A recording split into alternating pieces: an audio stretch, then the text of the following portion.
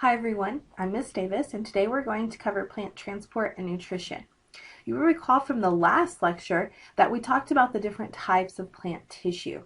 Today we're going to focus on the role of vascular tissue in its movement of water, minerals, and sugars. So let's quickly review the cells that make xylem and phloem, which are the parts of that tissue. The xylem is composed of vessel elements and tracheids, which form a pipeline through the plant, from the roots to the leaves. Now, these cells are non-living when they are functional, so it creates that pipeline that's empty to be able to move the water. On the other hand, phloem is composed of two types of living cells called sieve tube members and companion cells.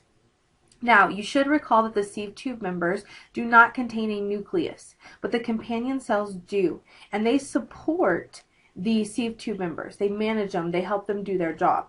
So now let's look at how water moves up the plant from the roots to the shoots. Moving water throughout a plant can be a daunting task, especially if the plant is as tall as a giant redwood, which can be 300 feet tall.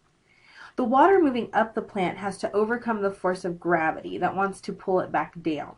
So let's look at how plants do this by investigating the cohesion tension model. Now, water enters through the roots by the process of osmosis. Now, osmosis is the movement of water from a higher concentration to a lower concentration. Now, water is going to take a certain path as it enters into the xylem. It's going to enter through the root hairs, then it's going to travel through the cortex, which is the ground tissue, through the endodermis, which has the Casparian strip, and then finally into the xylem. Now, the roots need to make sure that the water that they take in does not exit the root. So, there's this waxy layer called the Casparian strip that's going to prevent water from leaving the root. Because it's wax, that's a fat. It doesn't like water, so it's going to make sure it doesn't go backwards, okay? It doesn't flow backwards. Now, the Casparian strip in this diagram is shown in orange. So you can see where it's located, and it's going to prevent the backflow of water. This movement of water, called osmosis, is passive, meaning that the cells in the roots do not have to use energy to do this. So it's passive, and they're not using any energy to move the water in. Now, once the water moves into the xylem, the water molecules begin sticking to each other. This is called cohesion. So this is the cohesion part of the cohesion tension model. They also start sticking to the sides of the xylem, which is adhesion. Now, this creates a water column. Once the water column is created, as more water enters, it starts to push the water up the plant. Now, this can only go so far because gravity starts to push back down. Water has to then be pulled up from the leaves. This process is called transpiration. Transpiration is the process that pulls the water up, and it's the evaporation of water from the stomata of the leaf. Now, remember, the stomata were those tiny holes in the leaf, okay, where the water gets evaporated.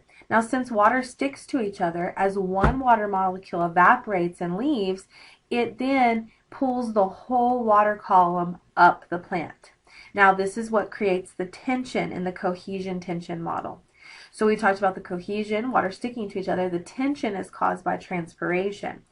Now, minerals are going to take this same path up the plant. However, they have to be actively taken in.